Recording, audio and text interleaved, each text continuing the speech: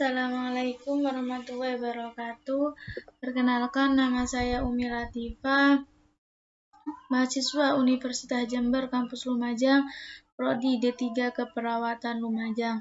Saya di sini akan sedikit menerangkan tentang anatomi, fisiologi, sistem respirasi, pengukuran frekuensi dan suara pernapasan. Dan di sini ada nasal cavity. Ini tempat masuknya udara menuju tenggorokan. Rongga hidung juga bertugas menjaga kelembapan, suhu, dan tekanan udara di sana. Di dalam rongga terdapat selaput lendir dan bulu hidung. Dan di sini ada nostril. Ini terletak di depan yang sedikit ke atas dari mata, berbentuk seperti pipa, berperukan kecil tempat masuk keluar air. Dan di sini ada lagi larynx. Ini utama laring adalah untuk melindungi saluran pernapasan di bawahnya dengan cara penutupan secara cepat pada stimulasi mekanik sehingga mencegah masuknya benda asing ke dalam saluran nafas. Dan di sini ada pharynx. Ini faring merupakan nama lain dari tenggorokan bagian atas, berupa tabung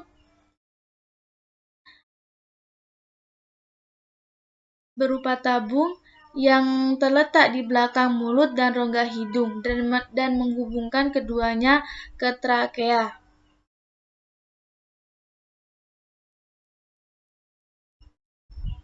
Dan di sini ada lagi bronchus.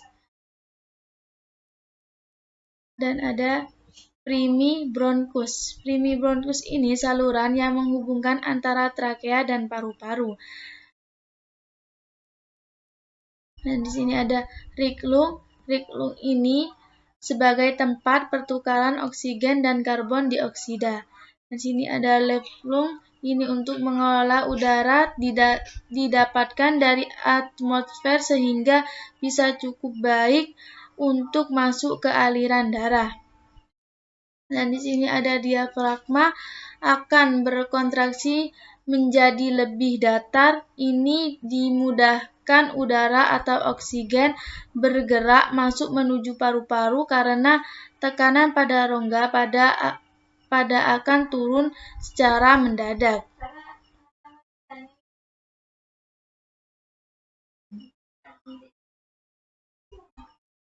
Dan di sini ada bronchiolus. Terdapat pada alveoli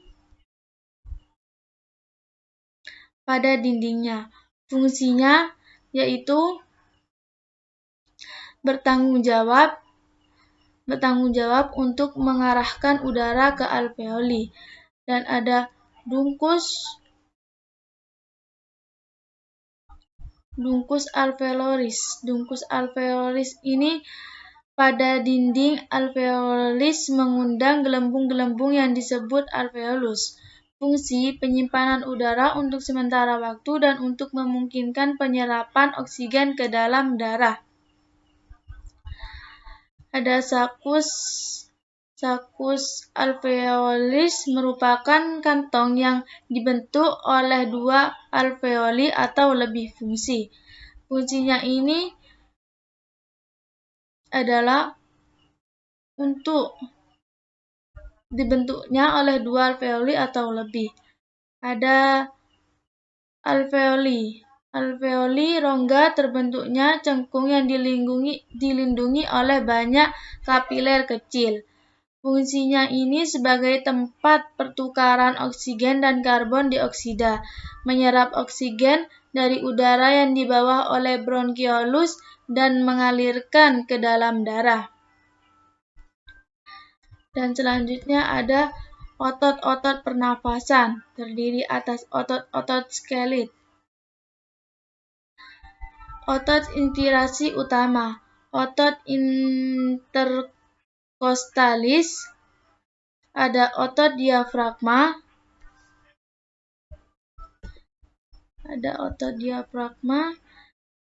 otot inspirasi tambahan, itu ada otot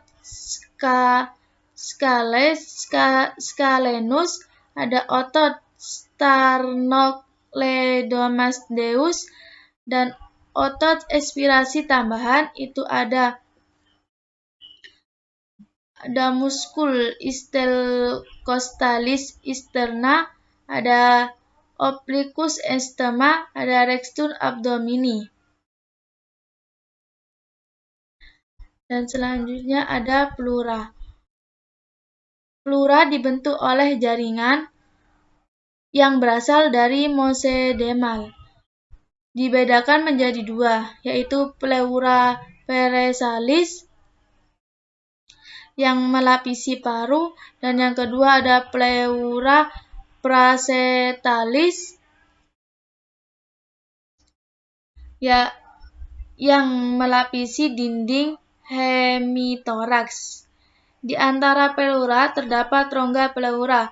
Pada keadaan normal berisi cairan pleura dalam jumlah sedikit, 0,1 sampai 0,2 mg, yang berfungsi untuk memisahkan kedua pleura supaya tidak lengket.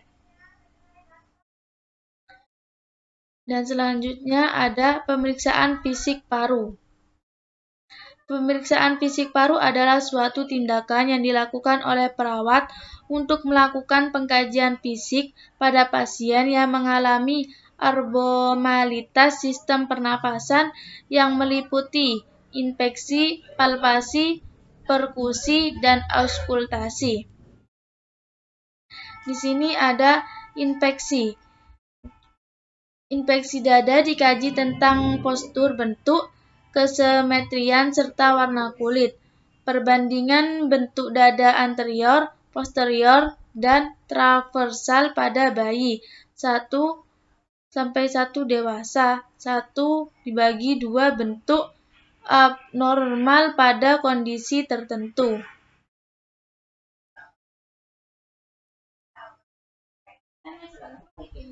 Dan ada palpasi. Palpasi dada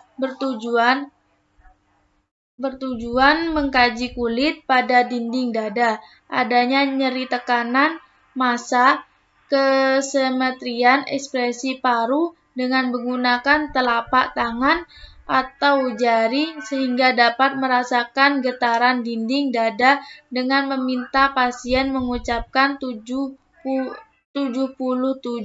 secara berulang-ulang. Getaran yang dirasakan disebut vokal premutus. Dan selanjutnya ada perkusi.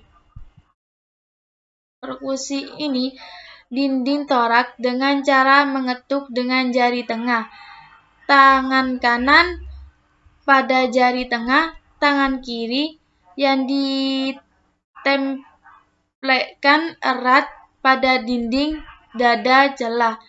Interollis perkusik dinding toraks bertujuan untuk mengetahui batas jantung paru-paru serta suara jantung maupun paru-paru. Suara paru normal yang didapat dengan cara perkusi adalah resonan atau sonor, seperti duk-duk-duk-duk, redup, atau kurang resonan suara. Perkusi terdengar blek-blek-blek, sedangkan hipersonan atau tipani suara perkusi pada daerah berongga terdapat banyak udara seperti lambung, pneumotoraks, dan kaverna paru-paru terdengar dang-dang-dang.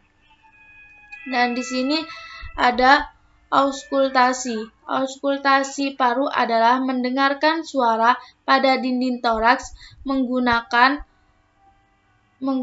strobe karena sistematik dari atas ke bawah dan membandingkan kiri maupun kanan suara yang didengarkan.